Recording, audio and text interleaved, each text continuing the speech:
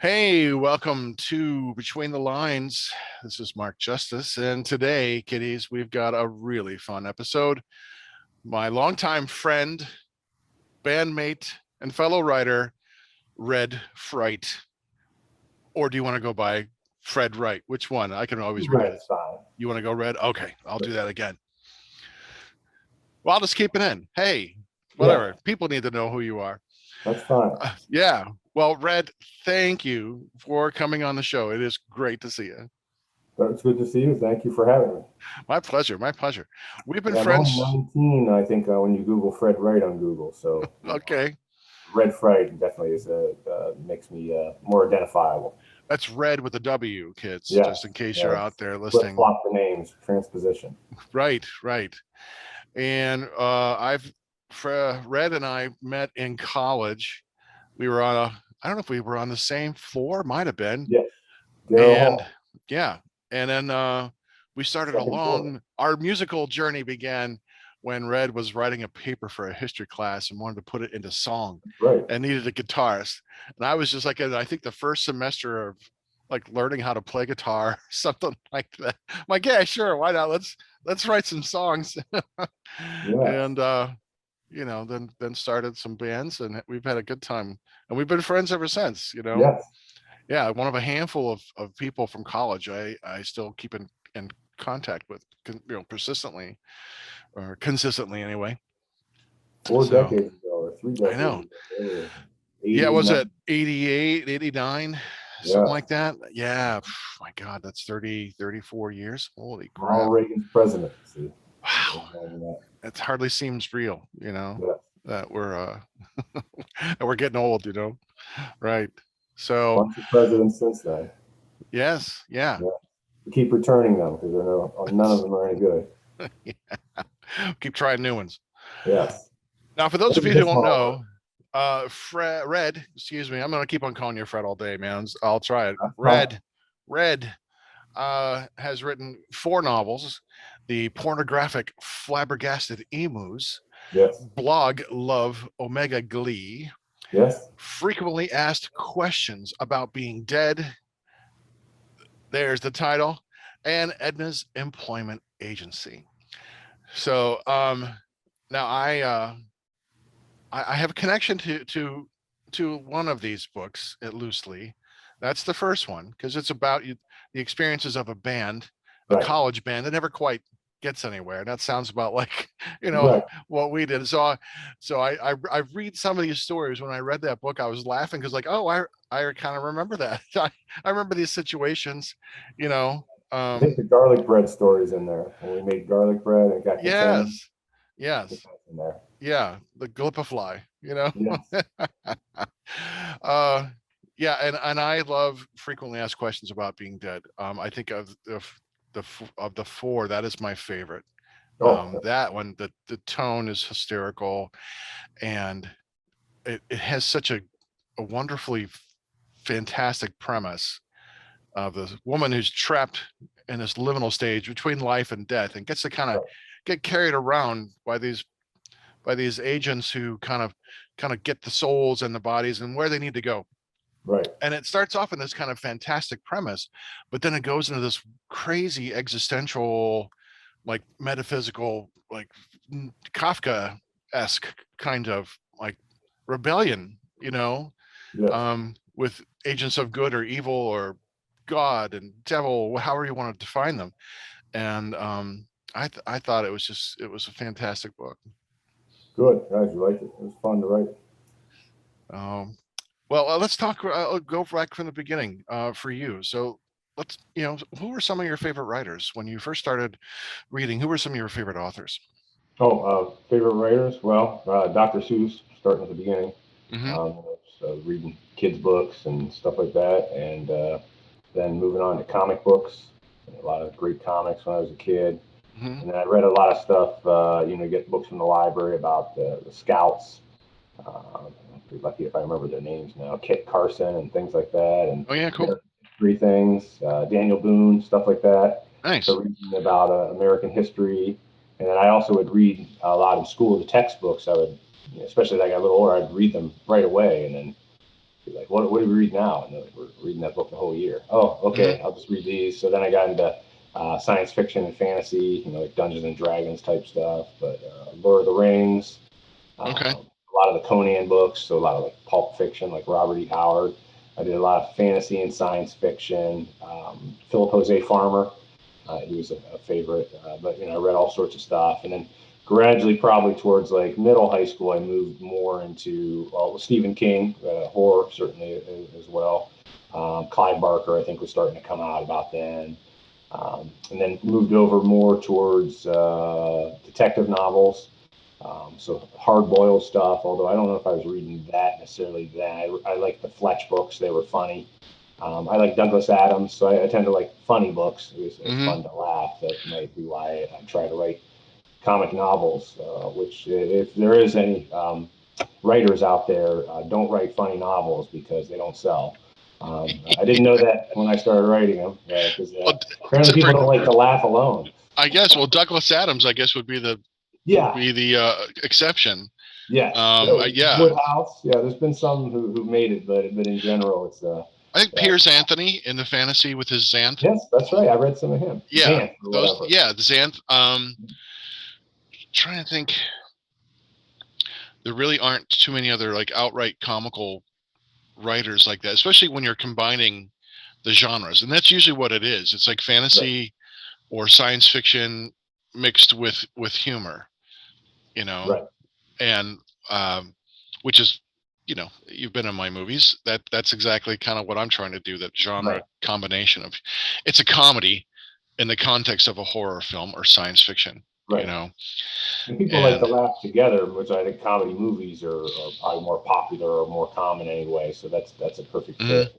I think people just reading on the subway, if you're laughing to yourself, people get a little worried sometimes. So yeah. that explains why they'd rather read other stuff than so. But I enjoy reading them, so I still write them. Yeah, I mean, ultimately, I think as a writers, as I was talking with another writer, I mean, I don't take a lot of advice from Stephen King, but a few things I like his ideas about writing. I think, I mean, of anyone, he's very prolific. He's successful, Oh, so he's got something to say. But the one I take away from him is write for yourself. It doesn't right, matter what the audience thinks, or your editor, agent, or anybody. right, If you're happy with what you've written, that's good enough. yes, And so I'm guessing that's kind of your litmus test as well. Are you happy with what you've written? And if right, so, then that's good enough. right, exactly. I mean, you want to write something that you want to read. That's what I do. So, Hmm. if there are books that were like my books, I just go out and read them. So I wouldn't need to write them. So writing is fun, but reading is the main thing. Having fun, so you read. But yeah, you can get into the being self-indulgent. So that, I mean, it may not be everybody's cup of tea. Or what's Right. the fan fiction where somebody, I think they call it a Mary Sue, where you make yourself the hero of the story or something like that. So I mean, there are some dangers to just kind of writing for yourself, but Hmm. the other side would be writing for someone else entirely, and then that's you see a lot of I think corporate fiction and corporate books are like that. They're Harry Potter's popular, they're going to pump out a lot of stuff like that, and it's usually kind of derivative and not very good. Hmm. So if you're going to be bad, like me, be original. I wouldn't say that you were bad. I think people, indie writers, we struggle. I mean, the whole industry is struggling, but I wouldn't say there aren't people who are also indie writers or self-published writers who aren't writing to market. I'm on a couple different groups, on writers groups in Facebook, and I know a lot of writers on Instagram.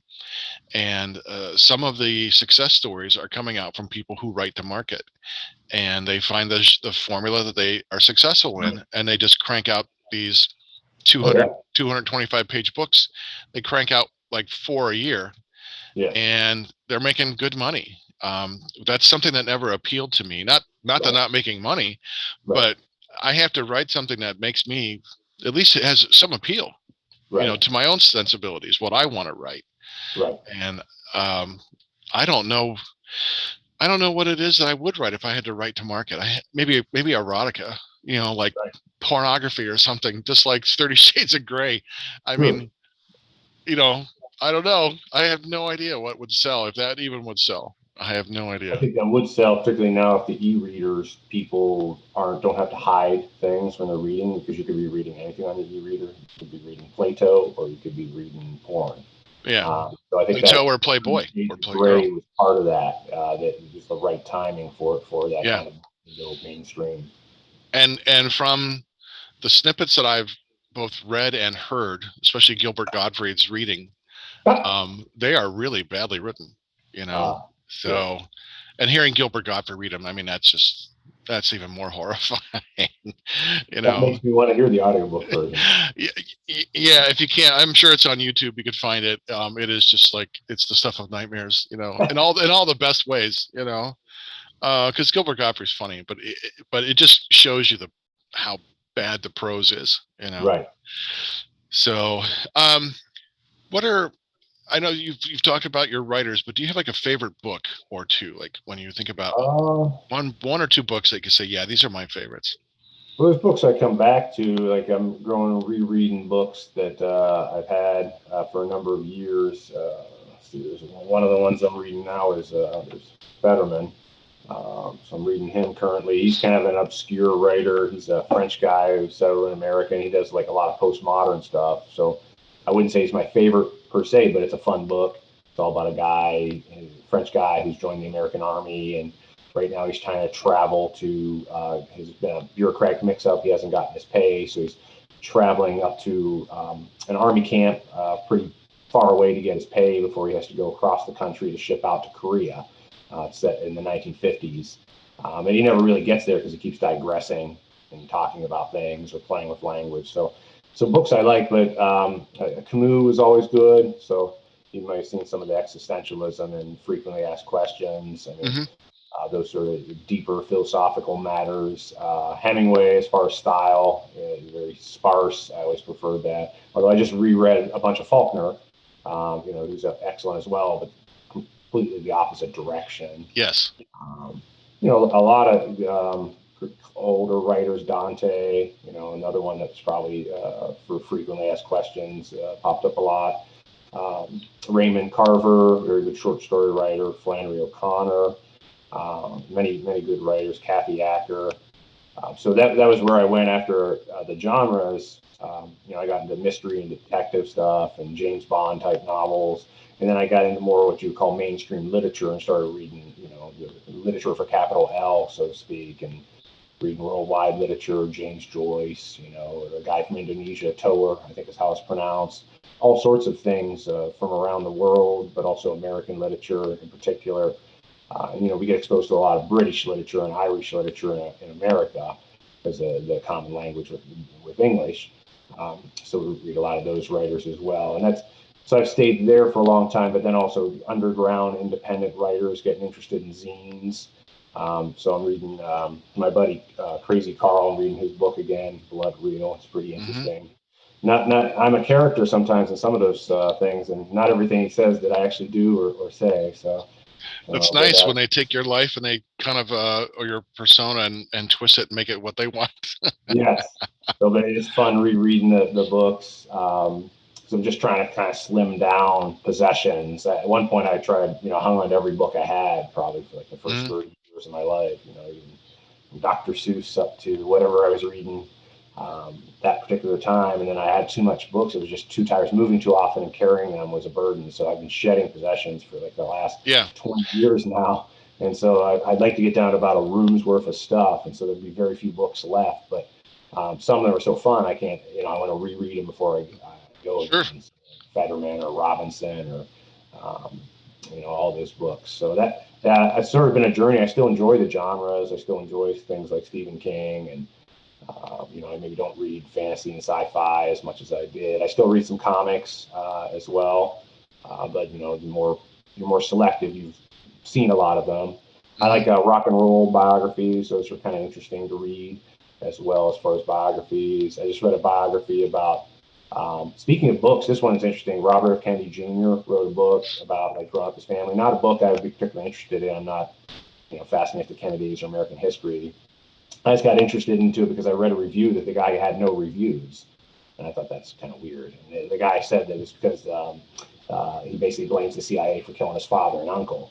I was like, okay, well, that's weird. And I looked into it, and actually, he didn't get many reviews. He had like a mainstream story on CBS, wasn't really a review, and he had like a Journal of American Culture, Bowling Green, Journal of Popular Culture, and Journal of American Culture journals. Somebody had done a book review for the Journal of American Culture, but he was kind of like, there was nothing else there. Even on his HarperCollins, it was a major um, publisher had put out this book. It must have did well. I got it in my local library, but the two things that they would have like all these quotes from people. Mark Justice says Kennedy's book is fantastic. It's a fascinating trip down American history. Published in Publishers Weekly or whatever. He has what appears to be a vanity website, Family Choice Awards or something. It looks like if you and I wrote a book about knitting, we don't know anything about knitting, but if we wrote a book together about knitting and paid $100, we get a Family Choice Award probably. Okay. That's my guess. I can't say that for sure, but That sounds like a pretty good deal. I've got my product placement back here, and they don't have awards yet.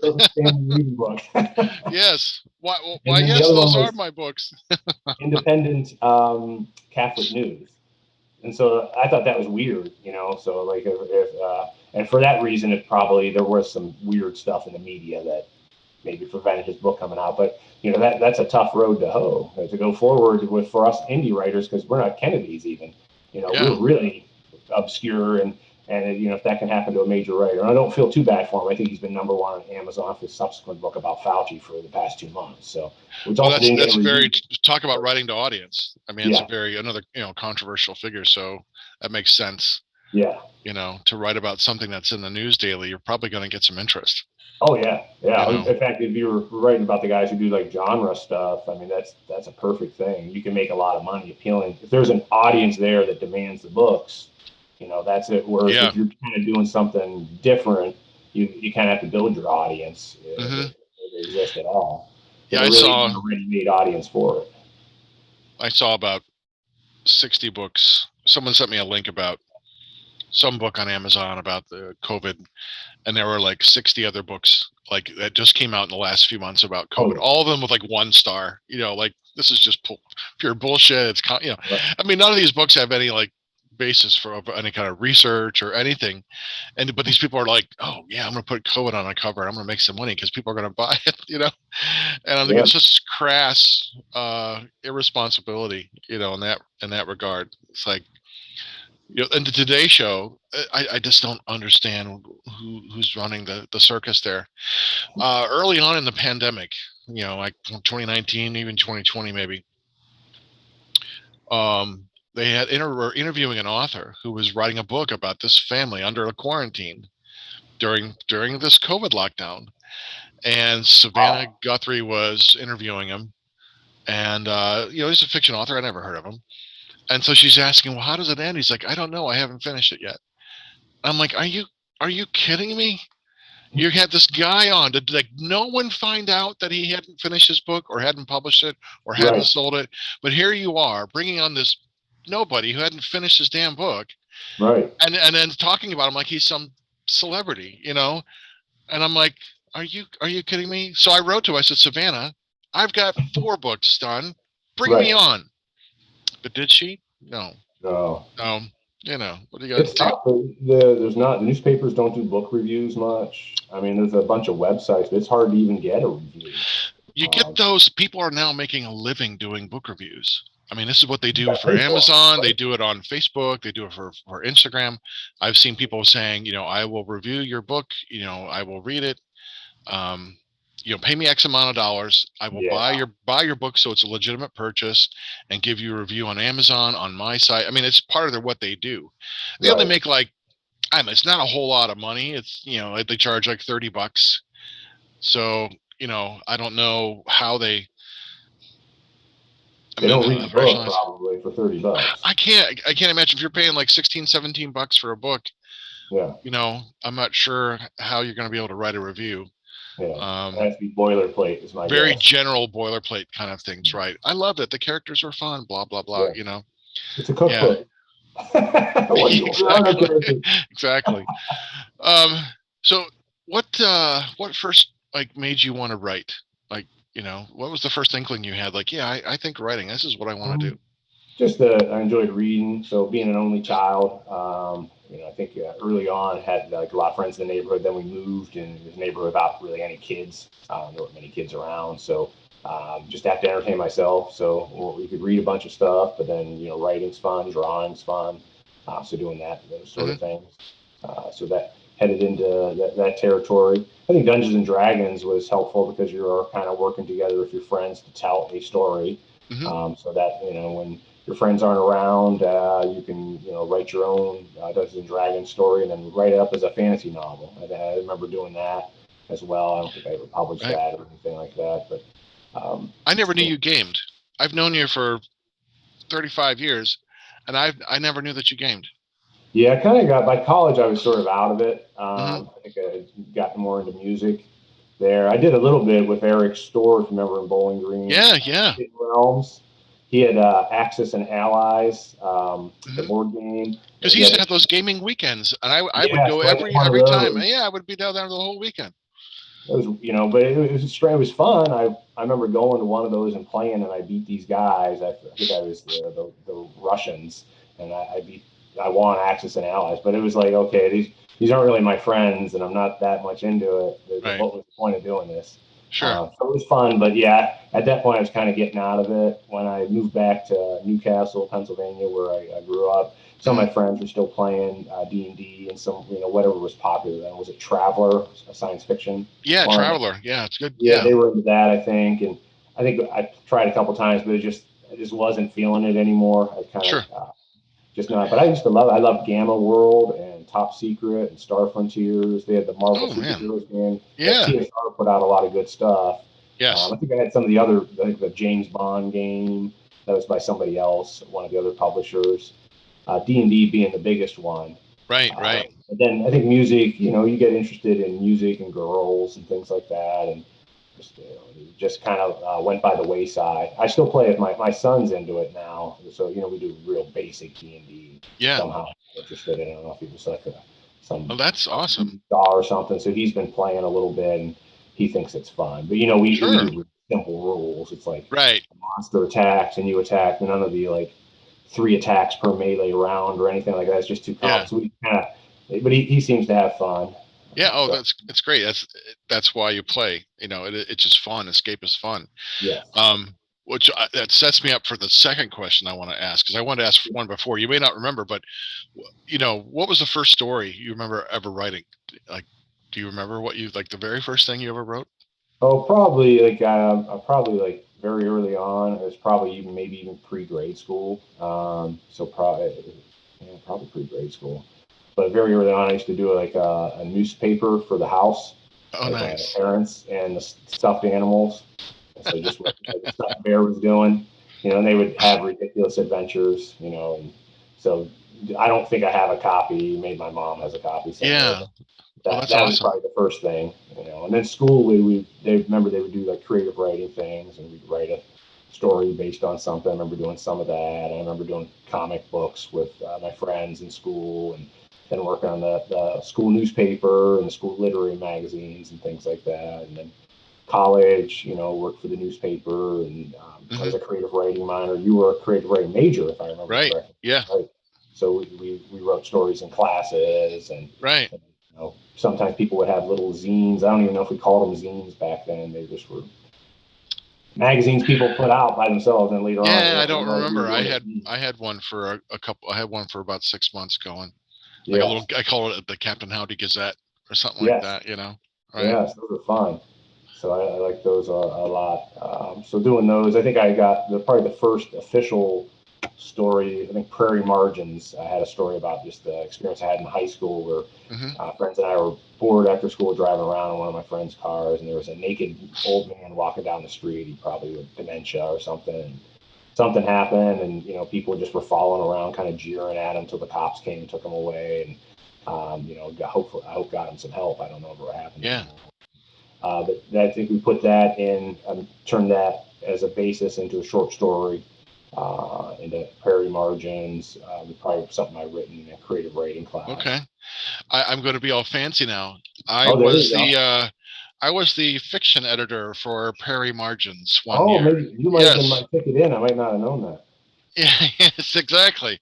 I was one of Let's the celebrate Earth fiction Day next year. editors. Yes, I think it was like the 1990 issue that year I was getting my BFA, finishing up with Okay. that, and I remember being asked to be by someone else in our creative writing class. She's like, "You want to be the fiction editor?" I'm like, "Yeah, of course, sure. Why not?" Sure.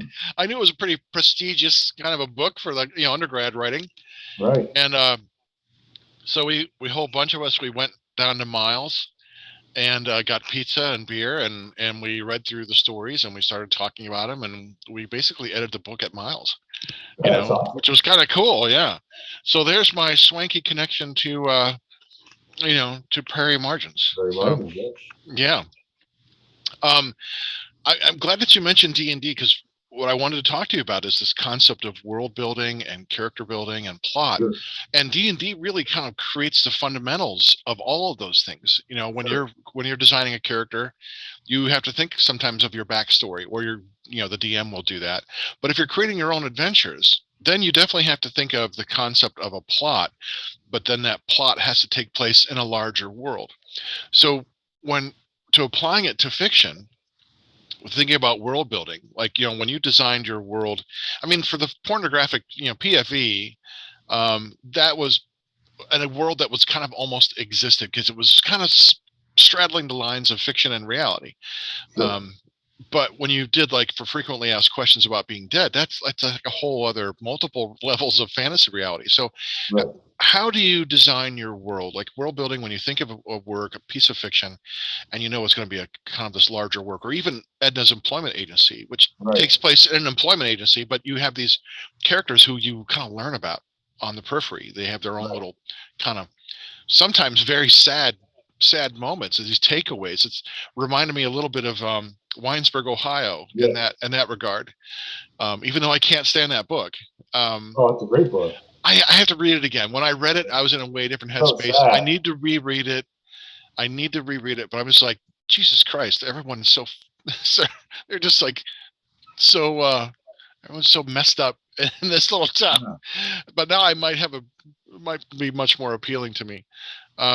But so how do you bring a sense of world building when you're creating a new piece and you have this world to create? How do you what's your process?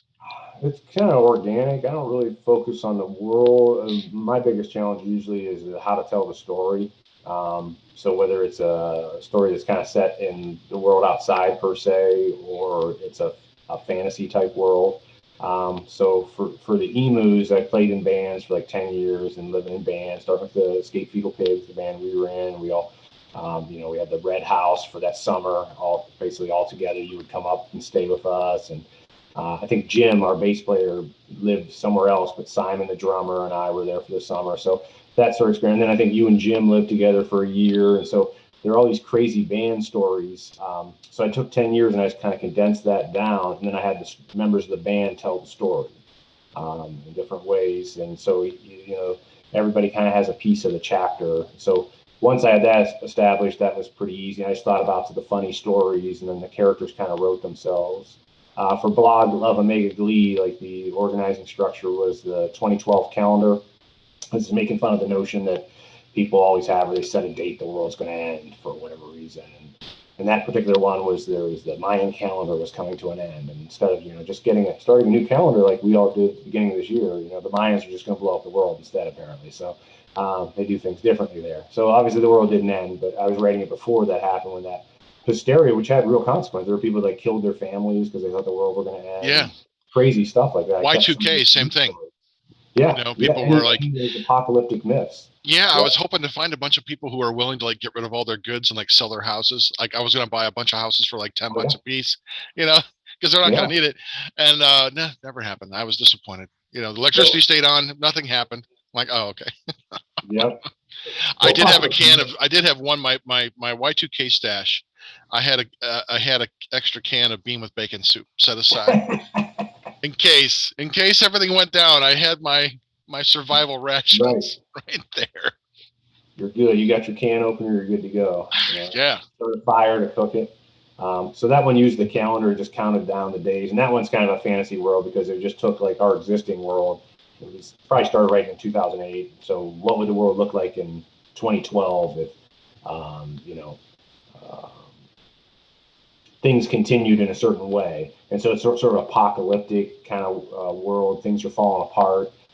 Basically, George W. Bush never left office. He's been replaced by a robot version of Dick Cheney that's some sort of cyborg that's running the world. And all the sorts. Although I don't think I call him Bush in there. I think somebody else had Senator Poor Peoples in there, is running to be sort of a fascist, totalitarian, popularly elected dictator. If that seems like a contradiction, but it can happen. Some of these guys end up first getting democratically elected and then get worse. So the world's kind of falling apart, and it just follows. It alternates kind of viewpoints between the two major characters. Is the guy who does a zine, a professional wrestling zine, and his life's kind of falling apart. He didn't get married to the girl he thought he was going to get married to. He didn't get the job maybe he thought he was going to get. He's moved back home with his parents, and then this sort of woman who does a conspiracy theory zine, and her life, she's kind of thinks the world's going to basically end, and the heck of it, she just gave up her old life and she's going to focus on saving the world. And so this characters fall in love and meet, and there's some other minor characters in there. It just kind of counts down the dates. So that the dates were sort of the organizing thing as all the pieces came together. But that was a pretty easy world to build because it was just the outside world if like worst case scenarios came in, you know. Yeah, like an absurdist, almost like a an Alan Moore kind of take on things, you know. Comedy, yeah. Right. More than comedy, but yes. Yes, right. Yeah, Alan Moore, I'd like to talk with him sometime. I get the feeling, I mean, I know he's really brusque, but he takes himself so seriously. Like, yeah, ease up, man. You're going to hurt yourself. He's actually got quite a bit of humor. Does he? Okay.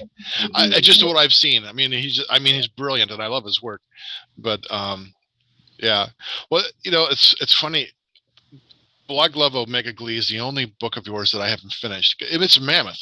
I mean, it's a huge book because you have this exchange of letters like every day for this whole year, you know, going on. And these letters are like, you know, numerous pages. It's like this book's about 1,000 pages long, something like that. I think it's 250,000 words or so. So I'm not sure. Yeah, it's pretty long. That's about 1,000. That's about 1,000 pages. Yes, it's about 250 words on a page, give or take. 300 words. So it's close to that, maybe 850 pages. So it's a mammoth. It's a mammoth book. But I mean, so that's the only one I've not finished. So I would page a day thing on a leap year.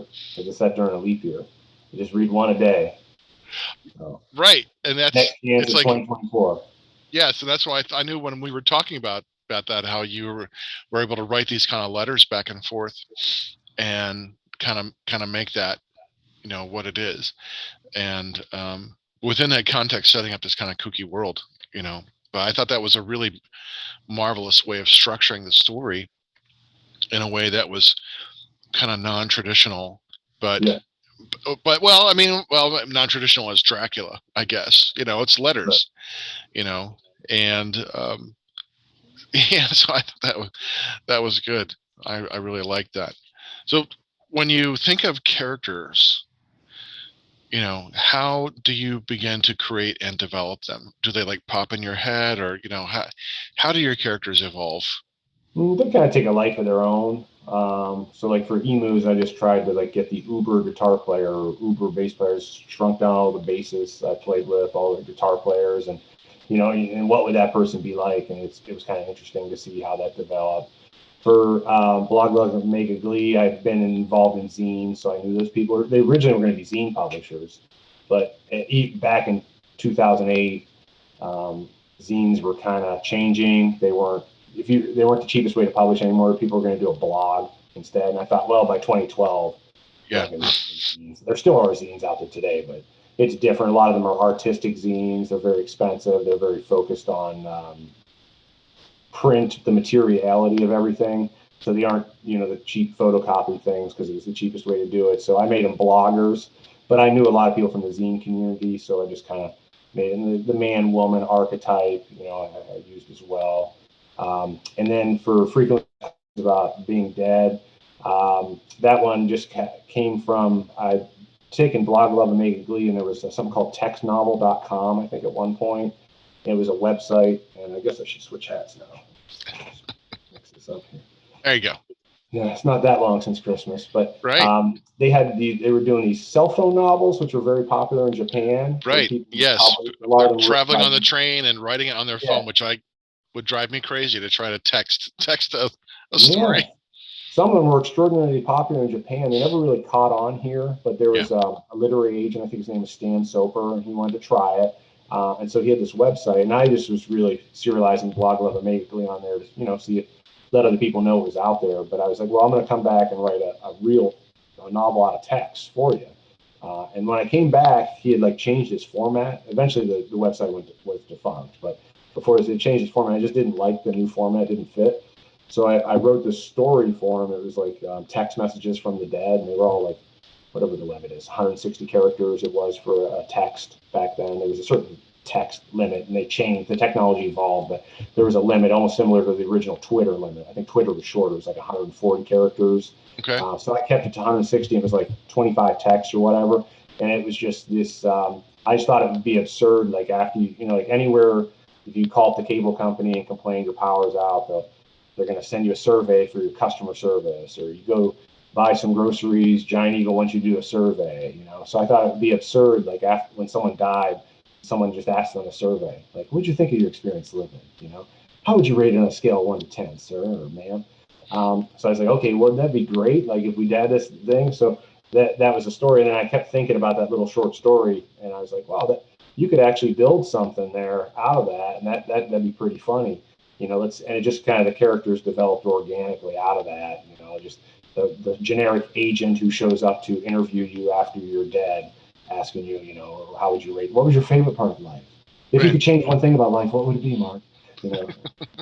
So in a way, because that's kind of was kind of dovetailing into what I wanted to talk about next, the creative process and you did not give plot. Me a copy of your questions, people. I want to say that. But the characters or the plot, and when the characters show up, they have a job to do. So it almost becomes what they do and how they evolve is almost organic to the nature of their place in the story.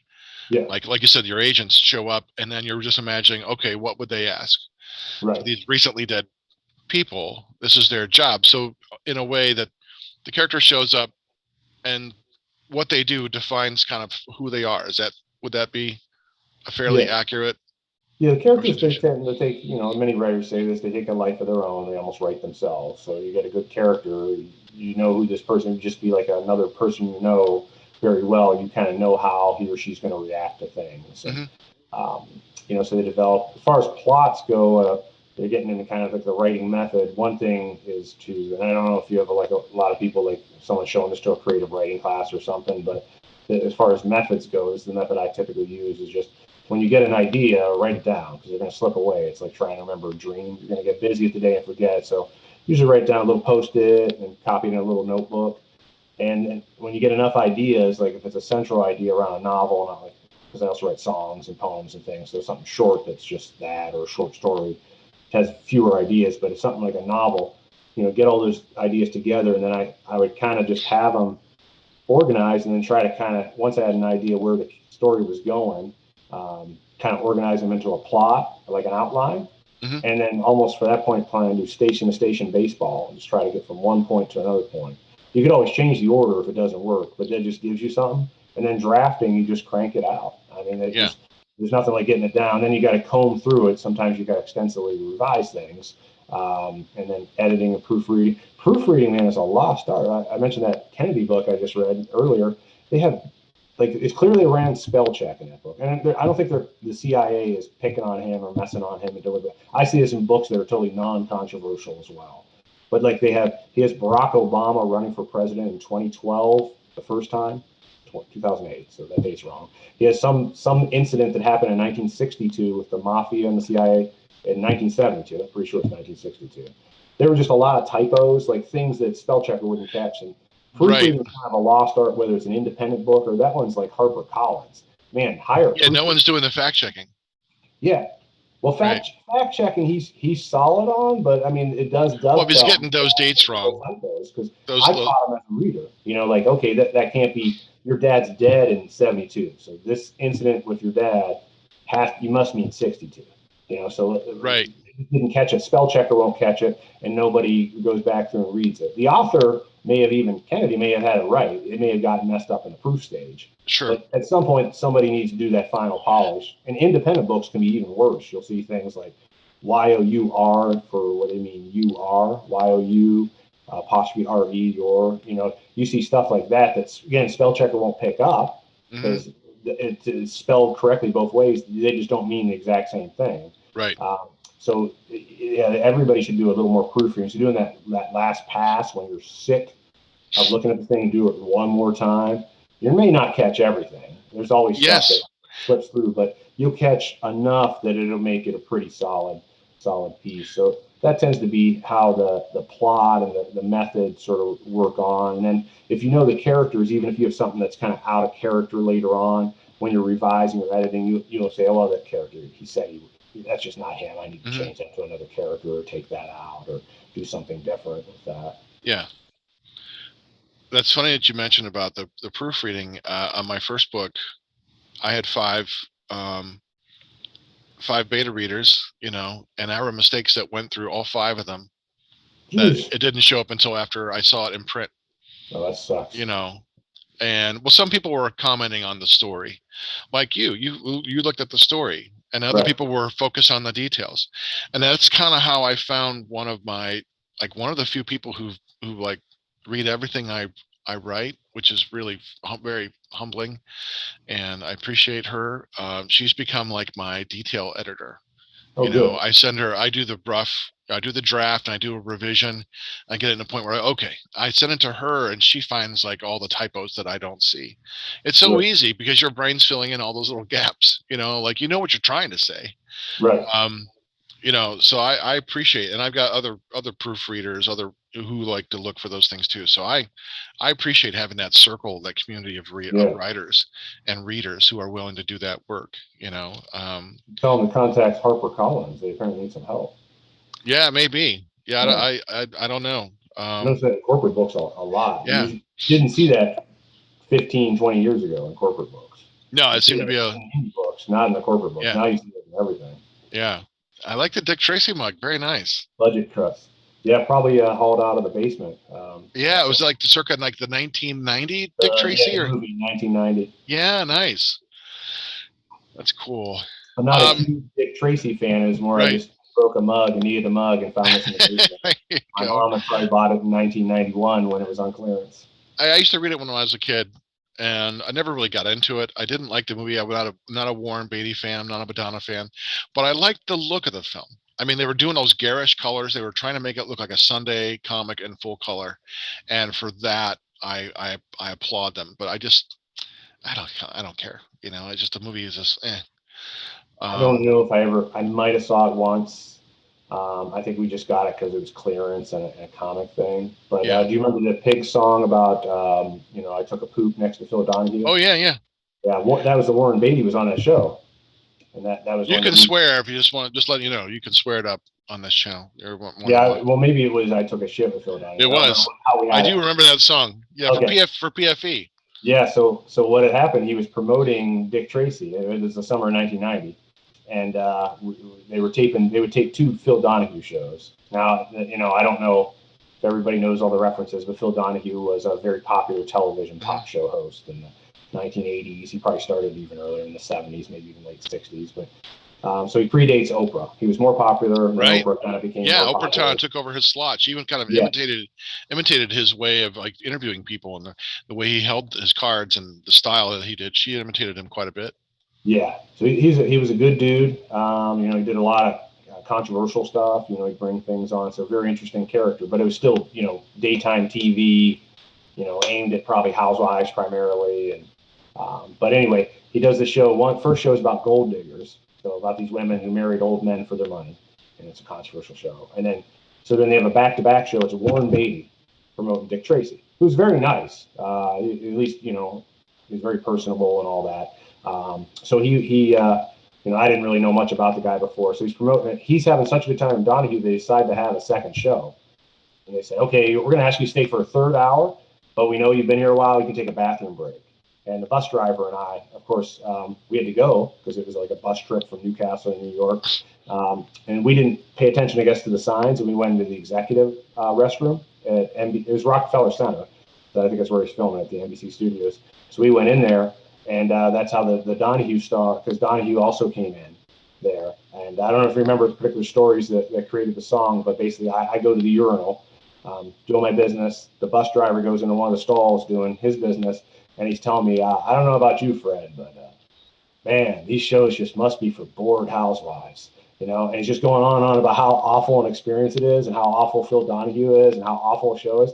Meanwhile, Phil Donahue, I see, goes, I think into the stall or something. I know he's there and the bus driver doesn't. And then the bus driver comes out and sees Phil Donahue washing his hands with us. Like, Mr. Donahue, great show. And he's like, yeah, right, buddy, and walks out. And that's I was like, man, we got to make that a song. That's great. That's great. And on that note, let's switch hats. Yeah, I think we played that only the once at the PFE show. Yeah, it wasn't the greatest song, but it was that was good. But it was like up there with all those other songs that we were gonna do. We never did release for that last Pigs album, like Chased by Chickens, and we never had a legit recording of Candle, which I think was a great song. A lot of good. Last year, I made a solo album, A Severe Platter Damage. Yeah, this is a look I've seen on. This is what you use for your picture on all your books. Yes, you're wrestling. The key moves. Yes. you're like your wrestling, your Mexican wrestling mask meets Mickey Mouse kind of thing, or sex slave Gimp, one of the two. Yeah, well, it's a Mexican wrestling mask. I was at the Pittsburgh Comic Con, I think in 2002. I think his name was Rafael Navarro. He did Sonambulo. I might be mispronouncing some of the things. I apologize, but it was a comic book series about a Mexican wrestler who was a detective, and he was selling these masks. And I had like a budget, I think, of $100, and I'd spent like $75, $80, and I had $20 left. I was like, well, I could save it, or I'm at a Comic Con, maybe I should try something new. And he had these masks for $20. And I was like, I got $20. Okay. And I bought it, and I was like, what am I going to do with this thing now? But I've made great use of it over the past 20 years. I use it for publicity stuff. I use it on Halloween. It can be fun. It's kind of become your look. I would recommend writers try to promote yourself wearing a wrestling mask. It is not a big selling point.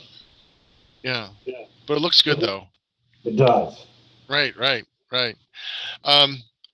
I appreciate you telling me about your writing process. Again, that was another question. It's like you're anticipating my questions in order as they're going, but that's cool. No, it's great.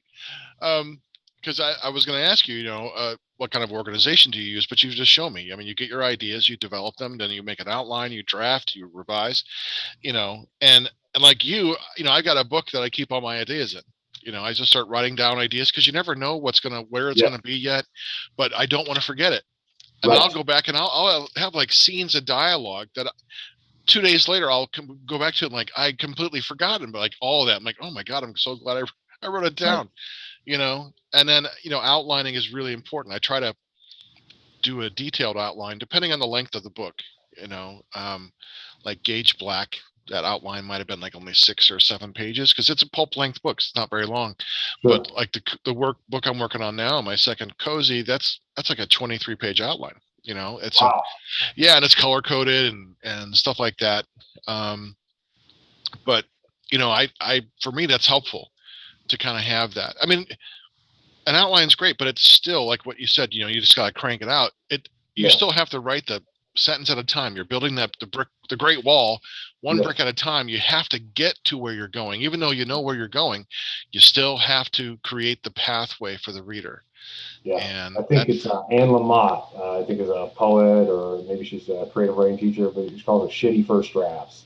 You got to get that out of your system, and then you comb back through it. Because when it's just like the blank space staring at you, not a lot you can do with that. It could be anything. But once you have a territory, then it's really easy to mine through it. And so you got to get something down on paper. And that's where the pulp writers, I read a book called The Pulp Jungle by, I think, Frank Gruber. And the guy would, obviously they were paid per word. So he tried to work as little as possible. He'd get up and crank out 2,000 words, take the rest of the day off. And And that's a great approach for drafting. I don't know a great approach for the rest of the process, but just get it down once you have your outline. Follow the outline. You can always change it later, but get something on paper you can work with, or Right. on the screen you can work with. Yeah, the rewrite sometimes takes longer than the drafting, a revision, but it really depends. I know this, like this book, I stopped about halfway because I started taking classes and stuff, but I knew even toward the last few weeks of writing that it was kind of stalling. And there were Okay. some things that were just like, there's just not working for me. I had the basic story, but there were two characters who I needed to go back and develop because they're really flat. And like they were mentioned in the first book, and now I'm bringing them to the more forefront in this one. But I had no idea who they were. I knew what they looked like and that little else. So that was a struggle. And then I just knew, um, the last scene I wrote actually before I stopped was like, okay, this is going to have to be rewritten. It just felt flat. Even I knew it going into it, because there are times when you're writing when you feel like, oh, okay, something is clicking, the cylinders are Right. working, and there are other times where you're like, I'm not feeling it, Right. and it doesn't mean that just because you're not feeling it doesn't mean it's not good. Right. It doesn't resonate with you for some reason. Now I will share, like the last one I did, Death's Head. Again, another pulp. I felt like nothing writing that whole book. There was one chapter, one day, literally one day, where I felt like I was connected to the material, and where I like, Huh. oh, okay, I think I did a good job here. Yeah, I like the book. But everything else was like, I have no idea if it's any good or not. And some of the really early feedback was so encouraging because, like, one of my beta readers, who is the one who finds all the details, she wrote back immediately. She read it. She didn't stop reading it all night. She said, I couldn't just put it down. And she said, I want you to stop worrying about your cozy. I want you to write the next book of this series because I need to know what happens. And I was just so blown away by that. I was really surprised. So, I guess sometimes as writers, we want the connection. We want to know, yeah, this is resonating. But I guess sometimes you're not going to have that feeling. It's just going to be, you just have to trust that the words that you're putting down are going to be okay. Right. Yeah, you got to show up whether, if it's some days you crank out tons of words, other days maybe a sentence, but it's all Right. part of the same process. Exactly. Right. There's almost, you want that consistency. I tried to, when I was working, I knew for Death's Head, I knew I wanted to write it in a month. And that was my goal. And I did. Wow. 30 days. Well, it's only like 110 pages. It's really, Cool. it's a 45,000 word, pulp. But when I started working, as I've done more and more, my word counts would get higher. Like I wrote Gage Black pretty quickly, even though that's another pulp. I was like 60,000 words, but I wrote that in probably, I don't know, 6 weeks from beginning to end. But it was much different process. It was just very cathartic and very raw, but I don't know about you, but when you went from book to book, did your feelings change about the act of writing? Like, because I could never go back and write that first cozy again, not in a million years, because I'm a different writer. I'm in a different headspace. Sure. When you look back at your early work, like your pornographic flabbergasted emus, do you think you could write that book again? Probably, because I think that some of the writing has changed as far as figuring out how to be able to do it and like have a full time job and things. Like the emus, I was lucky enough. I was doing teaching then, and they were paying me like 12 months, even though I was done working. So I had money coming in. So I just took those 3 months. I think they were doing it just to make more interest on, a large institution. Or if we paid this guy over a small tomorrow to make some money on the bank or investments. So, but I was fine with that, whatever. And so I just wrote it in that, and I wrote it and then I published it as a zine, serialized zine over the next 2 years. Mm-hmm. And then I did write some things like short stories, poems, songs, and whatever, but it was troublesome working full time. Even though I think I was still teaching then, and I would have a couple months off during the summer uh, to find time to write. And so Blog Love and Make Glee was like an attempt to force me to write it. I would get up at like 6 in the morning and write from 6 to 8, and then get ready for work, go do the day, and just kind of did that. Go to bed early, and I was able to do that, and I was publishing that on a blog, like one post a day, Hmm. and then it bogged down. I got personal stuff, plus it's a really long work. Eventually, I finished it and then put together as a book, and then frequently, I think I was still teaching. I would write that kind of during the summer, and because I had those summers that took a couple of years, and then Edna's was where I really finally was able to do it. Just an hour a day or half hour a day. It doesn't seem like much, but it adds up cumulatively. And I was able to write that, probably in a year or two, despite having a full time gig or everything. And the new work, Fast Guy Slows Down, which will probably be out this year, that doing that same approach, is doing it. So, but I mean, there's nothing like being able to, if you have that time, being able to write 8 hours a day, like treat it like a job.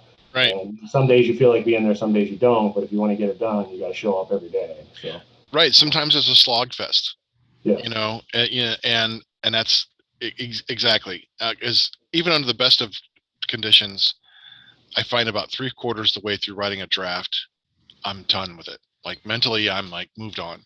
My brain's like saying, okay, I know how this is going to end. I've played it through 50 times. I want to write the next thing, yes, and I'm like, no, I have to tell the story. I have yeah, to put these words down and finish it. And it's at the end of a marathon, and you're just like, you're numb, but you just keep on putting out those words. right, That's kind of what it feels like. It's not exciting anymore. It's just like, okay, I've had enough of this. I want to get I want to get it right. done. Right. Yeah.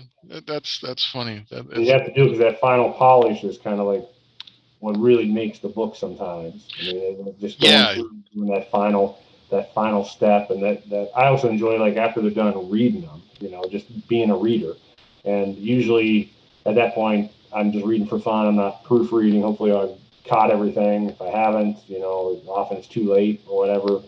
Usually, sometimes if it's something really bad, go back but then I got to upload all this crap to Amazon and Google again. So I think it's happened on one or two occasions where it's just a typo bugs me so much. I go, it's probably something no one else would notice. So but it bugs me.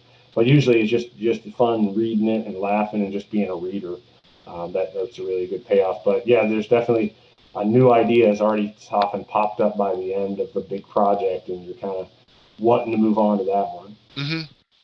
Yeah, because I've got like 8 books in the queue. They're all like Oh saying, wow! "Hey, look at this one done," you know, Right.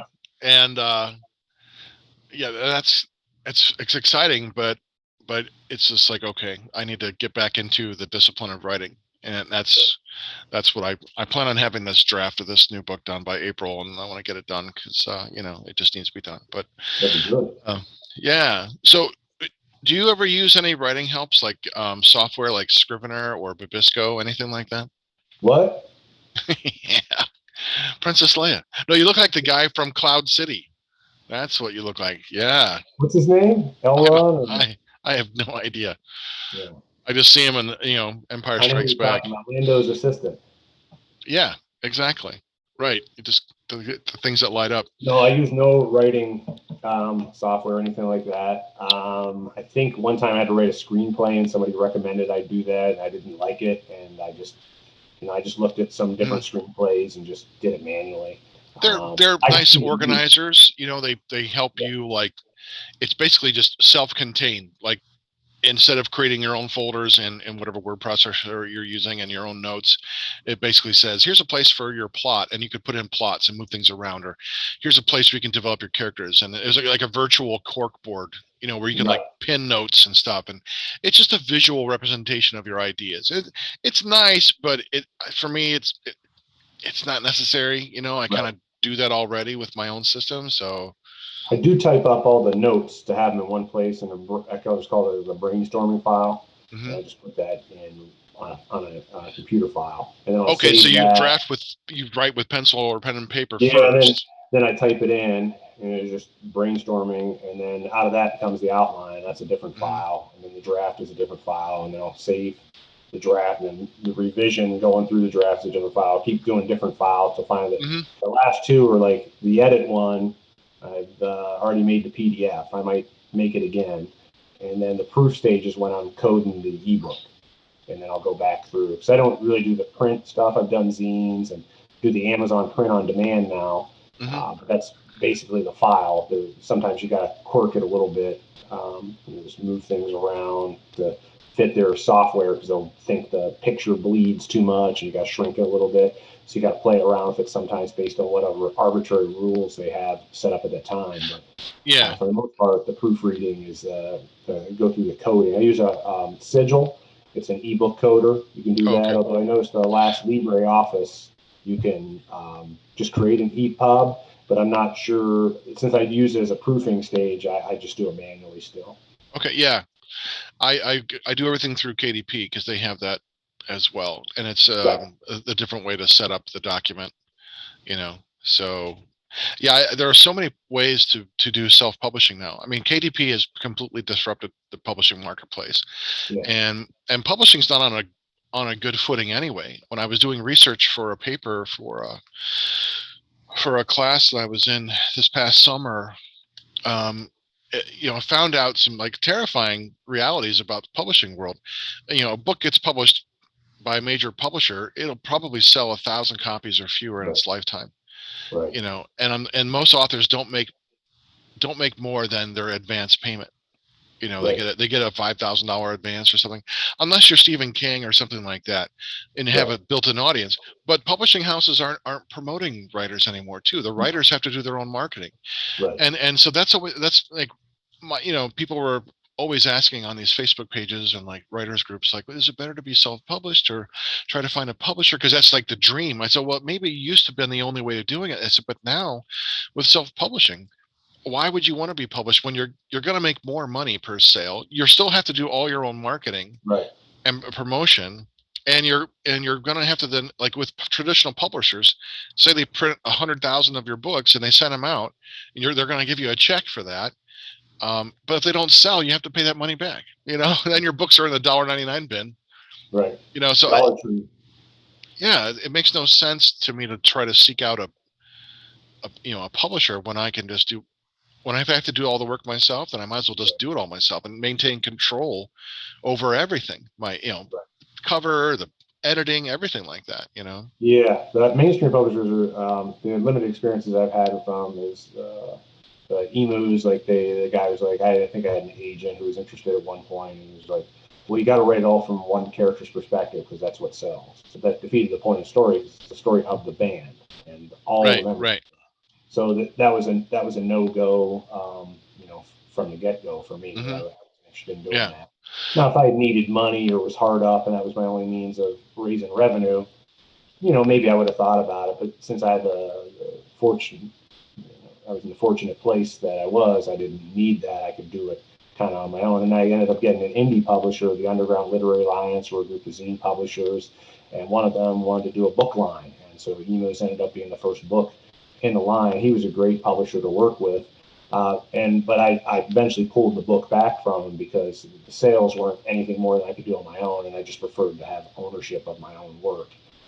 So it has to be some sort of benefit to working with a publisher, for me to be able to work with one. Now, if I thought they could do things that I couldn't, that'd be great. But yeah, for like you say, a lot of the corporate books kind of vanish into the void, and you're putting these books out environmentally into the world, and they're getting pulped, and you're killing a tree, and no one wants to read the book. It's print on demand is better from that perspective. Yeah, I don't know why more publishers aren't doing that. Maybe because of the cost.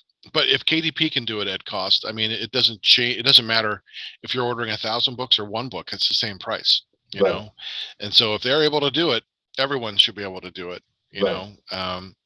No, I agree with that one, and I don't mind the stigma of being a self-published author isn't around like it used to be, like the whole vanity kind of press. Right. It's not the same thing. It's a variation on that, and I like seeing so many people who are self-published. You know, it is kind of an awesome thing, and that's why I want to ask you, like, how did you feel seeing your book or holding your book that was in print for the first time? How did that feel for you? I always like seeing the finished product per se, but coming out of like the zine world, I was already doing a zine of the emus, and I'd done other zines as well, Drink, Drink, Drunk, and Smash and things. So I always like that, reading the final one. The same thing with the book, seeing it in book, and being able to read it as a book, print book, or some of them I'll read as ebooks. I'm usually reading an ebook all the time anyway, so sometimes I'll read the ebook version. If I know I'm going to do the print on demand, like I do the Amazon print on demand typically, until they say you aren't selling enough books, so please don't, no more books, Wred Fright. Do something else with this, but they haven't said that yet. So sometimes I'll order a copy just for my bookshelf, and I'll read that one just to see how it Hmm. looks in print there. So it's always fun seeing that for sure.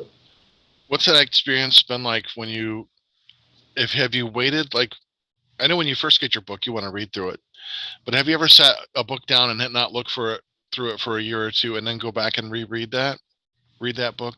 And Usually, when I have to do, like, I had to do the emus to prepare the book edition after I finished the zine, so it's been a few years, and go through and maybe find a typo or two and fix them. But in general, I'm happy with it. It did what I wanted it to do, and it's yeah, still fun to read, and that's what I was going for.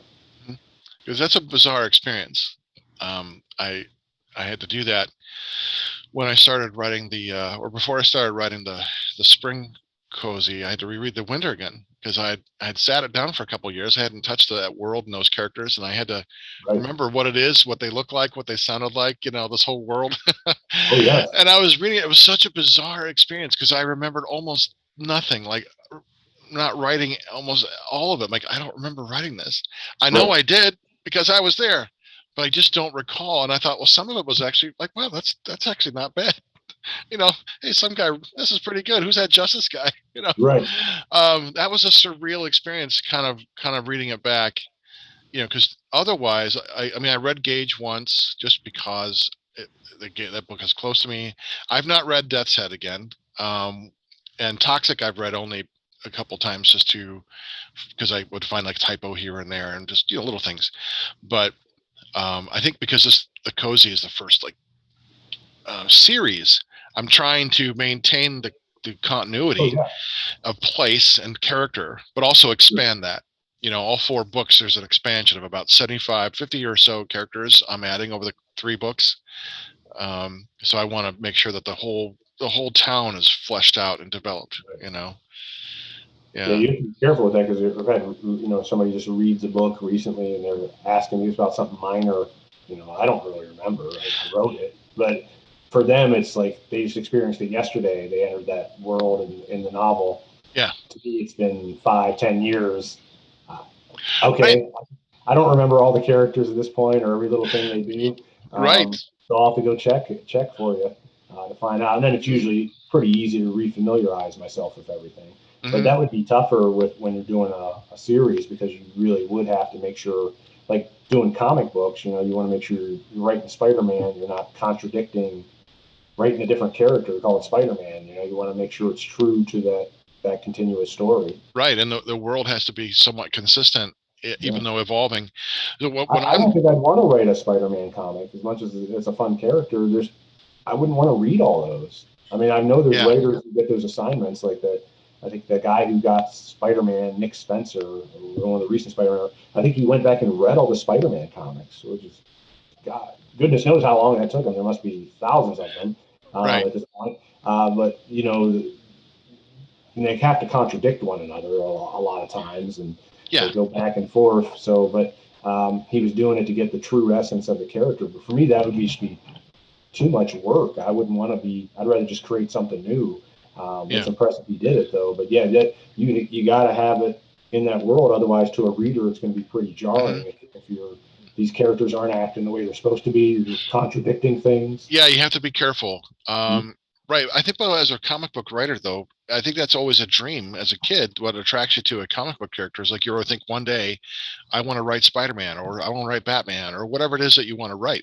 For you, I know you're a big fan of the Flash, so I think that's probably something that you'd want to take the helm of. So because if you love this character and know the character well, there's got to be something you want to bring to it. Like, well, Spider-Man has done all these things, but not this or X, Y, or Z, and I want to take them down this path, or try to see what we can do, because the comic book industry is kind of fluctuated so much with experimental stuff, then very conservative, and repetition. Both Marvel and DC have done this ad nauseum, Yes. to try to get readership up.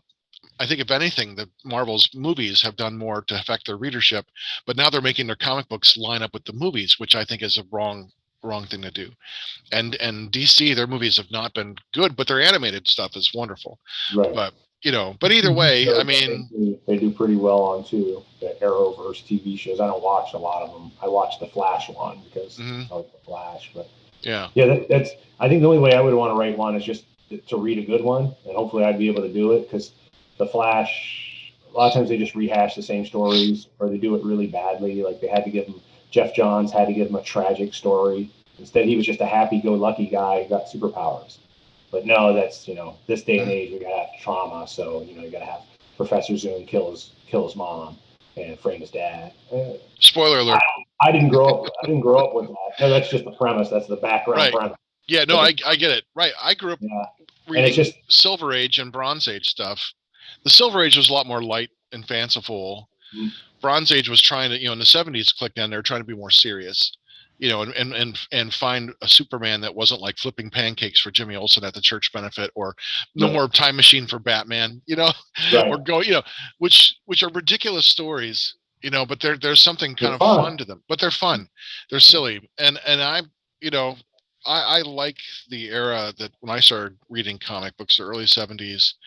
And now that I'm revisiting those comic books as an adult, it's kind of awesome to like, oh yeah, I kind of love this stuff, that early, late 70s, early 80s, that decade was when I was really reading comic books the most. And until I got to Eric's shop and kind of got back into comic books, and that, but no, that's well, that led me. That's why I wrote the latest novel, The Fast Guy Slows Down. I was just tired of just bad Flash stories, because what they would do is they just would not let the guy, for corporate reasons. They make money. No one wants to read about an elderly superhero. I mean, I love Jay Garrick, the Golden Age Flash. They've kind of pushed him a little bit in that direction, but there's a great Grant Morrison and Mark Miller story. I think it's Flash 134, where it's a day in the life of the Flash. That's one of the best Flash stories ever. It's all about Jay Garrick, a day in his life when he's older. But they never finished the stories. So Fast Guy Slows Down just looks like, what if they aged in real time? And then it becomes a very strange, like I said, the characters evolve on their own. And the guy goes around, he's not really fast. He just can stop time. And so it seems like he's fast, but just stops time. And he gets so mad at world leaders, because it's set from like 1940 when the Flash debuts to 2020, the early days of when they had the lockdown, the virus panic, and all that. It's set during that, and that's the current time period. And he gets mad at the world leaders, so he goes around pooping on them when his time stops. And it just developed a strange life of its own. But and the other thing is he really a superhero? Is he like a Walter Mitty guy with an overactive imagination? And instead of an adolescent with a power fantasy, which is typical of most superhero comics, starts as an adolescent but goes all the way up to really a child, all the way up to an elderly senior citizen. Instead of just ranting about politics, he thinks he can go. If he's mad at Trump, he goes poops on Trump. Or he's mad at Biden, he goes poop. Although Biden's not president at the time of the novel, whoever's the world leader is making him mad. And so I wanted to finish the story where the guy's going to die. It's the end of the superhero, so it's kind of like a Beowulf. They did a little bit of Dark Knight Returns. Frank Miller did it. Yeah, the kind of symbolic death. Yeah, so they'll do that in imaginary stories, but they keep these guys that trying to keep them at 29 or whatever all the time. It just kind of restricts the storytelling, Sure. And then when they do move it along, like I guess Superman has a son now, and he's bisexual, and yeah, Wolverine aged apparently. He died or something. I'm not current. And they bring him back, So. Yeah, he'll probably come back. I just wanted to do one just that was appealing to me. With let's see what would actually happen, and of course it's a comedy, so very shitty humor, I guess, with the pooping, but nothing wrong with that. Yeah, people have been laughing at that forever. Yeah, but I don't know if I'd want to write. I mean, it'd be interesting, but they're so hard to do. Like Dan Slott's doing a really good job with Fantastic Four now, and he did a previously good job with Spider-Man. And Grant Morrison can always take these older characters and really find the remaining sparks, like with All-Star Superman and things. But Right. that's really rare. A lot of it is just has to be tough. And I've had some indie guys, people who stayed at my house when they were doing a perpetual motion roadshow, go on to write for DC or Marvel. I think Charlie Jane Anders is writing for Marvel now, and Marika Tamiki is writing. She wrote for Marvel before, and then she wrote for DC. So they do. There are people that kind of evolved out of the zine world to write comics, but and even before that, a lot of the fanzine writers from the 1960s, those are the guys, and the older guys who wrote the comics we love, like Gardner Fox and John Broome, when they wanted health insurance, DC and them just fired them because Stan Lee basically wrote most of the Marvels at that point. So Right. Marvel. And so they need to replace them. So they replaced them with all the fans like Roy Thomas who were doing fanzines. And that's what kind of created the Bronze Age. It was really all those guys like Cary Bates and Roy Thomas and Jerry Conway coming in and taking over the old slots, because the old timers like John Broome and whatnot, even Stanley himself, they wanted to be novelists. This was just something they were doing in the meantime, and they never quite. Some of them wrote their great American novels, some never did. Right. That was a big generational shift. Their tradition of having fanzines come out right for the comics, but I think doing the comics, you'd make a lot more money doing it with Image, doing a creator-owned thing, or doing Dave Sim, Cerebus, self-publishing gospel. Do your own self-publishing, but there's so many things on the market, it's hard to make it. So a lot of these guys will write for DC and Marvel, make a name, and then branch off to either self-publish stuff with Image or Dark Horse or somebody who lets them have their creator rights. Yeah, there's a lot of white noise. I mean, anything coming out there, there's so much entertainment, so much to read. You can't keep on top of it. And, there's a glut of indie publishers and publishing a lot of really good stuff. So, with like titles like Milestone when that came out, and Dark Horse, and all these other ones that are still going strong, whether it's writer-owned properties like McFarlane's imprint. Yeah. It was Image. Is that his? Yeah, Image. Yeah, that was a big one. And it's giving a lot more freedom and creativity for these writers. And now, because just like the KDP with the print on demand, comic books can be printed on demand as well. And I've got friends who've written comic books, and they're not too much different price wise than what you're going to buy from a Marvel DC book. Right. Comic books are like what, $4 and $5 a piece now. They're pricing themselves out of the market. It's just ridiculous. I'm not going to pay $4 for a 32-page book, and I'm just not. Unless it's a friend of mine, I'll support them. But the Marvel and DC, you look and there's like 10 editors. You don't need 10 editors, man. You need an editor. You don't need 10 editors. So the corporate guys are just like, clearly there's some administrative bloat there. And that's one of the reasons they're so expensive. The other reason is they don't do advertising anymore. Yeah, I miss those ads for Sea Monkeys. Yeah, I don't know why. I mean, I miss those ads. Those are great ads, Sea Monkeys, X-ray specs, things like that. I used to love that stuff as a kid. That kind of, definitely phased out, and sometimes you get really nice splash pages and more art, but it's still not worth the price, No kid can, really very few kids can afford that. They don't even know where to get a comic book in the first place. It's they probably do the online stuff, you pay $6 a month or something and you get your online subscription to DC or Marvel, Web comics, e-comics, it's pretty exciting. Yeah, lots of good stuff there. All right, I'm gonna kind of bring this back to you, Fred, or Red. If you have to think about like your goals or ambitions as a writer, what is your writer fantasy? Like, what is your ultimate goal as a writer? Pretty much what I'm doing now. I don't know how sustainable it is to just be able to write. So it needs some sort of income stream. Like right now, I'm having to walk my kid to kindergarten twice a day. And so I had a sales job and it just kept interfering with the meetings and whatnot. So it's like, okay, let's just call it a day. There were other reasons too. The company just wasn't doing very smart stuff. So it's okay. But I thought it'd be hard to find a gig that'll let me like walk the kid at noon or whatever, and then go pick him up at 3. It's going to be hard to find a job. So I was like, well, it's just a few months. I'll just kind of hang. So I've been doing kind of writing full time and doing music too. So that's one reason the latest novel moved more quickly from how it was moving. So I would like to keep going with that. The problem is, you would need to get the money come in. Most writers, as you mentioned, there are some blockbuster writers like Stephen King. There are the genre people who maybe we don't know them, but within the romance genre, the horror genre, the Western genre, they may be able to make a living, but the vast majority of people have day jobs. Now, a lot of Right. them, especially with literature with capital L, they work in the academy. They're doing creative writing, which is kind of like a pyramid scheme at this point because there's only so many jobs to go around. There's so much demand, so a lot of them are subsidized. Like Mark Weingarten, who's a great writer, loved his Crooked River Burning, where he mixed in these characters with things from Cleveland's history. He's supposedly working on what sounds like a fun book from the 1970s, the punk rock in Cleveland and the pornography industry in Cleveland. It's a sequel to Crooked River Burning. I don't know if that's the thing. He's never come out with that book, but he teaches at like Florida. I think I emailed him a couple of years ago, like, "Hey man, I'm waiting on your book." Not to nag him or be mean or anything, but just like let him know there are people looking for the book. So a lot of those guys who make their living teaching, that takes away from their writing just as much as being a plumber would take away from your writing or Hmm. whatever. So, but a lot of them make their living that way. So the challenge will be to like make a living, have some sort of means coming in, and then it may slow down if I have to go back to like a sales job or something. Where, Yeah. okay, I can only write a certain amount during the day because family and other responsibilities are going to come first. Although you got to make a priority for the writing to keep it going. So that would be my dream to kind of keep it going. There's nothing like getting up in the morning and just being able to write. And have that luxury to just focus and just kind of live in your head and laugh. That's usually how I know it's going well if I'm making myself laugh. Hmm. I hope it would make others laugh as well. If not, at least I'm having a good time, I guess. So, Yeah. so that would be sort of the ideal. Now, don't think I would want to write.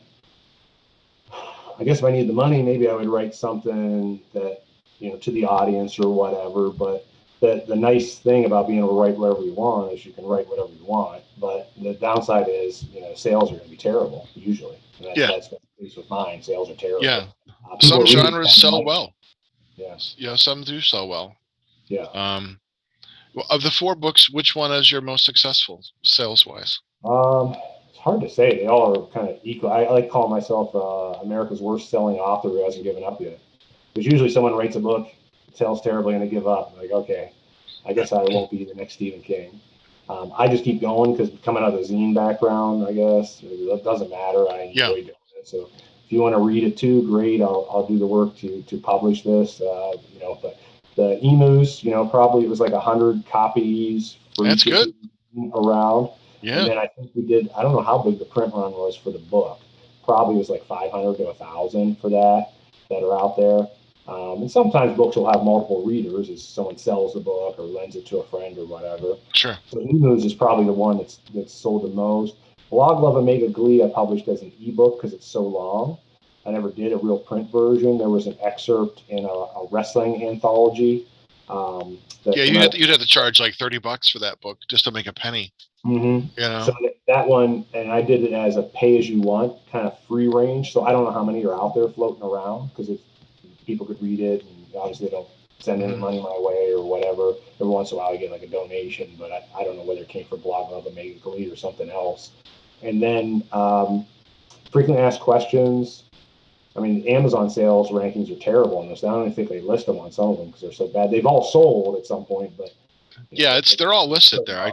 I checked today. They're all still on up there.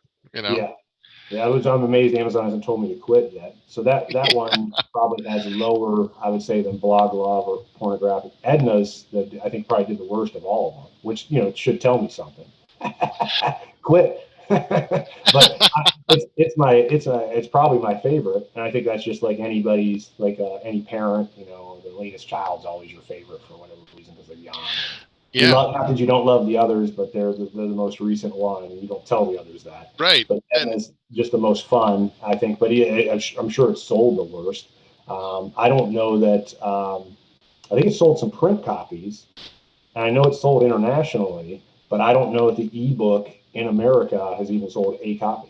I mean, I sold them other ways too. It's on Google, and I sell them and if directly from my website, mhm. redfright.com, or somebody emails me. But as far as the Amazon one, I don't even know if that's even moved a copy inside the United States. Yeah. Outside it has, but not inside. Yeah, and So if that one's people read probably it, sold. because people can read it on KDP, but you get paid shit for it. I'm Um. not on that because you had to sign an exclusive thing. At one point, I did that maybe frequently. I don't like the exclusive stuff, so I Okay. dropped out of that. Yeah. So how are you selling them on Amazon as well as other sites? I said I refuse to do the exclusive, so I'm not. Oh, I see. Yeah. So, but you Yeah, maybe go I into should change that going forward because you know, Gage Black didn't sell crazy numbers. Somewhere in the double digits, probably 30 or so. that's But good. but it had a shit ton of pages read. Yeah. I'm like thousands and thousands of pages. Where I'm thinking, I could have used those sales. And then Right. I'm not getting paid shit for KDP. Right. A tenth of a penny a page or something stupid like that. I'm like, well, give me my money. Um, right. And the pulps. Death's Head has. I think I maybe sold 2 or 3 copies, which I'm surprised because that cover is just so That's a awesome. great cover. He did a great Yeah, job. Speaking of yeah. comic book guys, yeah, You Mike know, is a great artist. it's straight pulp kind of action horror. It's fun. The cozy, not surprising, the cozy is the biggest seller. Yes, that would And be my guess. That or Toxic would be my guess. Toxic is number 2, Yeah. which surprises me. But I know when the new cozy comes out, I'll see sales on the first one go up as well. That's typically what happens. Yes. But yeah, I'm cool with that. So And I'm getting people who've read it have been so sweet because again, it's not a book I write normally. It's not my genre, but the feedback I've gotten from people, other writers I've met on Instagram, they read it and they give me such lovely comments and feedback and reviews. It is so heartwarming to get that and right. unexpected. Like if you don't like it, that's cool. Tell me. I'm okay with that. Right. But so there's something that strikes a chord, and that puts a little pressure in a way on this next one. But I felt going into writing it, I felt a lot more confident of my prose this time around. Like because that was my first book, and I had written it before, but never a novel. Right. And I was just like groping in the darkness, like where am I? I don't know where. I can't even find the shore. There's no light. I'm just figuring this out as I go. And I didn't really have that feeling that much into this book. There was a lot more confidence. Like here's the story I know I want to write, and so that was a really kind of a it was really encouraging in that early process to feel like, oh, okay, this is I know what I'm doing a little bit, not not Right. not to be all cocky, but there was like, okay, this is not my first rodeo. I've got 4 books under my belt, all very different. Right. But now coming back to this world, I've got a sense of confidence and that I did not have in that first time. That's good. Yeah. Yeah. If you don't just publish on Amazon, and there's Google Play is good. You can put they get a lot, and then the other one I go through. I mean, I do directly too. If somebody sends Hmm. money from PayPal or whatever, I'll send it email. Or print. Like if I have a print copy, like the e-news, I still have some print copies, not very many, but I have a few left. And then you can. There's another website. Oh, geez, I'm gonna forget the name of it. But they distribute it to Smash Books. They distribute it to all the other things, so Apple Store and Kobo and all these other Barnes and Noble. So you can find it on there. So they do a nice job. I can't say I get a heck of a lot of sales from that. It's necessarily worth doing, but it gives you availability at least and the possibility of those sales. Yeah. Well, that's really, that's important, to get it out there and at least let people know. And that's kind of one reason why I'm doing this podcast. For me, it's a good way to talk, to get to know people. I mean, I've known you for a long time, but to get to know new writers and to give them a place to showcase their work and so let other people know what kind of writer they are and what to expect and it's and just to showcase their stuff. Everyone, it's a nice place to say, here's what I've done, and who Right, doesn't want that? Cross right, pollinate and try to encourage and uplift and share. I mean, that's as indie writers, I think that's a good thing that we can do for one another is to promote one another without feeling a competition. You know, right, it's like we're both comedy writers. My movies are comedies right, anyway, but it's like I don't feel a sense of competition with like any other writer. It's like I'm just doing right, me. right, I'm doing the best I can for what I want to say. I like what I'm writing, and the fact that other people like it is still amazing to me. Like, oh, that's awesome. I have no expectations going in to a book that whether people will like it or not, as long as I like it. But I hope right. they will. I mean, obviously, you want people to read it, Sure. but it's never something that I kind of worry about in that regards. But it has to pass my test first. Yes. I gotta know that it's good. before I put it out there, and just Right. hope that something in there resonates with other readers. Right. You know? Yeah. Well, you've got a new work. You said a work in progress right now Right. It's just that you're about working. done. I'm in the proofing stage, so I'm Okay. coding the EPUB. So Okay. fast guy slows down. And then when do you expect that to be out? Sometime this summer, spring? Probably earlier rather than later. It could be out as soon as this month. Oh, As nice. proofing goes. Yeah, I'll definitely send you over a copy so you can check it out. Please. 'Cause I have a quote from you about Edna's in it. So Yeah, yeah. I'd love to. Yeah, I enjoyed Edna's. Edna's was different from you. Like every book has been so different. There's still your voice, which I'm good at. It's very straightforward, like voice. Like once you've read something of yours, and we've been songwriters together for a long time, so I know your way of writing. And there's still that core of Wred Fright through all of your works, but every work is so uniquely different.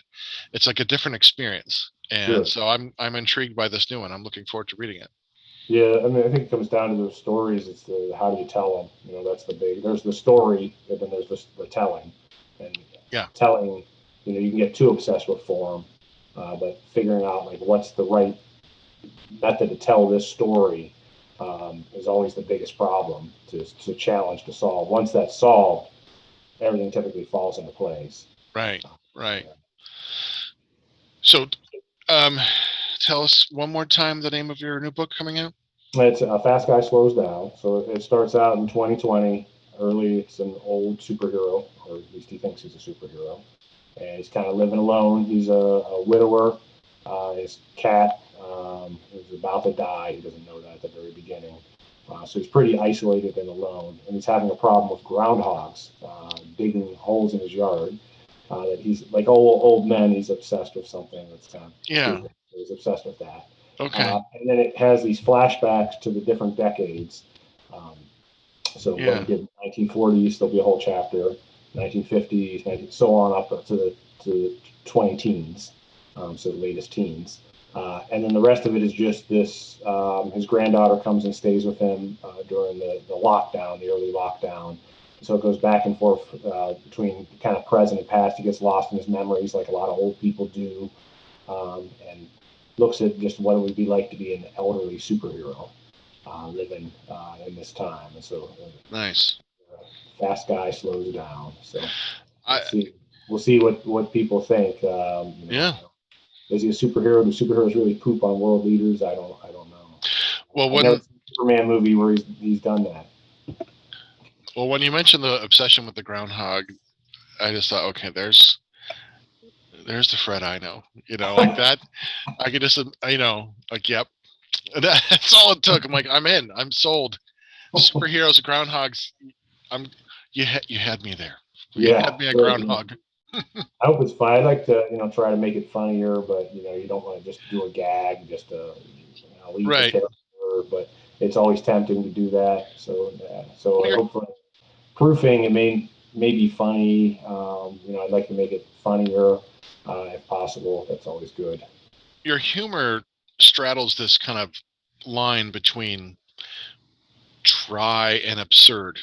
At Yes. times there's this absurdity to kind of everything in a way Yes. that's kind of like a shotgun blast. It's just we're just gonna go everywhere, Right. and it's the unexpected turns and like just like shocks that happen in your stories, which kind of complement the absurdity. I think, especially like when frequently asked questions, there's just this kind of absurdity to it all that is mesmerizing, Right. and so now I'm really intrigued. I'm look forward to reading this book, because I know that absurdity is already there, and but then you have the potential for these flashbacks to be funny but also heartfelt, which is like what I felt in Edna's employment agency. The brief kind of side stories for these characters Right. sometimes were really sad, Yes. and it's lends to this sense of gravitas, Right. to use the fancy word, to the whole story, in the Yeah. midst of this lunatic place to work and these crazy characters and these horrible situations. You have these secret lives of these people kind of Yes. in the background, and so that it made it a much more interesting and complex layered book than what you expect from a comedy, Right. a comedy book. So um yeah, I like that. I like that about your writing. I really enjoy your writing style. It's just one of those ones Thanks. where I'm going to be taken down some path. I may not like that path, or I may not like everything that happens. Like, Right. meaning as a fan, like if you put me into a world, I'm already projecting like what I want to see. Right. Like I want to go here, I want to do this, and it may not take you there, but you're still just going to be pulled along for this ride. And I think Right. that's, I think best how to describe your works is, it's a surreal roller coaster ride that straddles the Kafka-esque absurdity, Yes. but it's also kind of grounded in a baseline of humor that's pervasive everywhere. Yeah, I think that's the existentialism, just the sense that everything is kind of absurd ultimately. That Hmm. kind of colors all the works. With Edna's, I mean, I worked in an employment agency, and it was the funniest place to work. Not the funnest, the Right, funniest. funniest. Stories Right. just walked in. It's like a bar in that way. Stories just walk in the door. But when people are coming to an employment agency, they're often down in their luck. So there's a lot of Yes. sad too. Some of them are living in their car.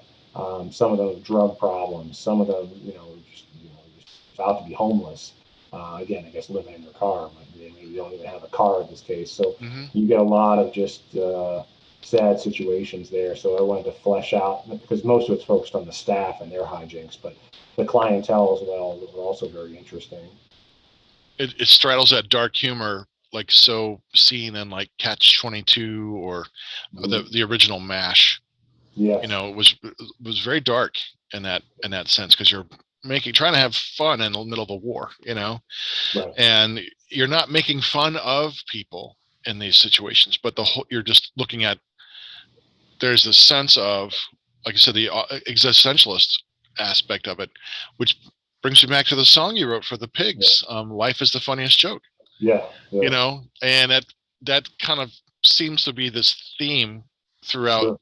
You're continuing to be your theme throughout all your work, so there's a consistency there Yeah. I think in the that respect. satire and sarcasm is always there's sort of always a moral kind of just you're horrified underneath. And the only way to keep going is to kind of just you have to laugh to keep going because Yes. they all kind of have their I mean, the rock band one is more, the emos is more, it's not anything that serious or shattered, just kind of young people find their way. But I mean, it was also, there was absurd things. There were like, at that point, they wouldn't let gay people marry, and the gay character Hmm. moved in. And, there were a lot of like, there were people getting excited to go to war, which is ridiculous. You're going out to kill people. So there were those kind of issues there. Where Blog Love Made Glee was just like a civilization decaying, but also these people are living like we lived like kings from 100 years ago. I mean, running water, food, these technology devices, but you never know it because people are always horrified and think the world's going to end. And oh my God, people are depressed and they're on drugs to make sure they're not depressed. But we're living in like the greatest time to be a human being ever, arguably. And there Right. are some problems, environmental issues. You can't just necessarily go down to the river and drink some water like you could maybe 100 years ago or 200 years ago. But overall, it's a pretty good time to be human historically.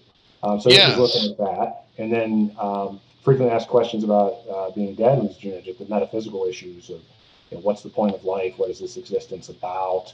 I wanted to straddle the line between scaring people that there is an afterlife so they'll behave better. It has that typical apocalyptic myth style, but also making fun of the whole notion that anybody knows what it is as Right. well. That's one thing I think I was ultimately surprised about, is that I was waiting for the answer, you know, and you straddle that pretty well without like giving it away. You it was that sense of, we don't know, this might be it, and this Right, might be all there is, which is, at the end is kind of like this comical in itself. right, This sense of like, who the hell knows, but like Neil Peart says, why are we here? Because we're here. Roll the bones. right. We just got to go and just try to have fun in the midst Yeah. of the absurdity of life itself.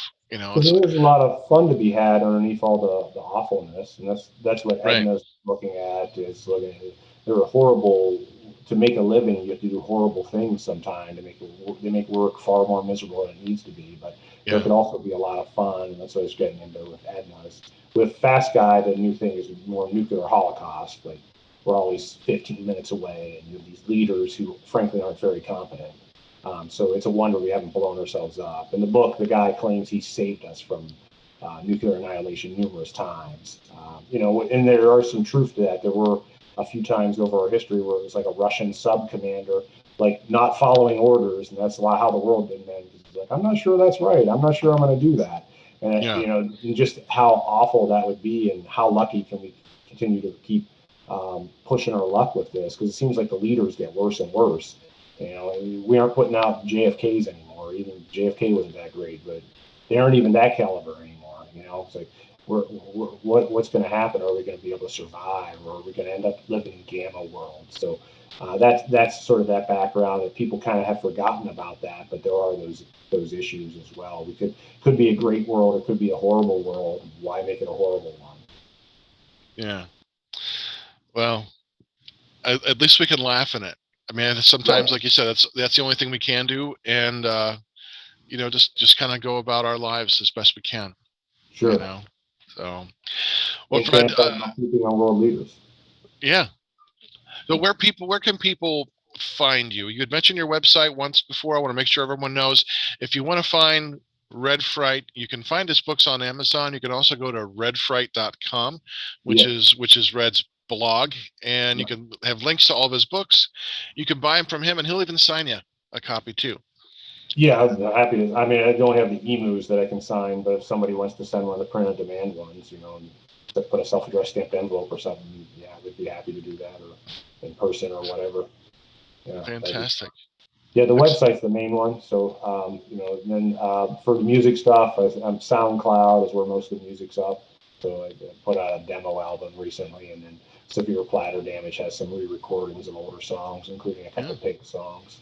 Yeah, you can find some great Pigs videos on YouTube. Yeah, the Escape Fetal Pigs. Right, back in the day. VHS. Just on that note, I have through Heavy Metal Horror, I forget who it was we were talking to. I forget who it was. It was a big rock star. We had mentioned the band and some of the songs, and he was laughing. And he's like, "You got to get that band back together.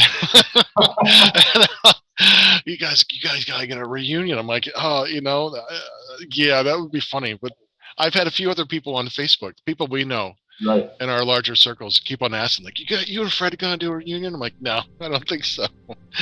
But I just thought Simon up from Florida and Jim from wherever he is. Yeah. He moved recently, I think. Hey, if the Eagles could do it, right? Which they're coming back around again. I thought, no, that's funny. That's funny. But anyway, I thought you'd like to know. Again. There you go. Yeah, right.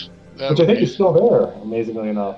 Oh yeah. I don't think it's ever going to go. There's never going to be. They're always going to have years of trolls. As the old ones die out, the new ones have already been there. Yeah. It's people who just never leave Bowling Green and just like our fixtures. They're just never going to leave. The trolls, the faces will change, but their status as trolls will never change. So, hey, Wred, I've had a really good time today. Yes, thank you. Yeah, this has been a blast, and you've been watching and listening to Between the Lines. You can watch us, as you're watching us, on our YouTube page, Between the Lines Podcast. If you're a writer and would like to join me for a chat, email me at betweenthelines54@yahoo.com, betweenthelines54@yahoo.com. So here's my cheesy outro. See you next time, Between the Lines. Oh, I love it. Yeah. It's classic, right? Yeah. Excellent. Hey, thanks again, man. This was fun. Problem. Thank you. It was a blast. Yeah.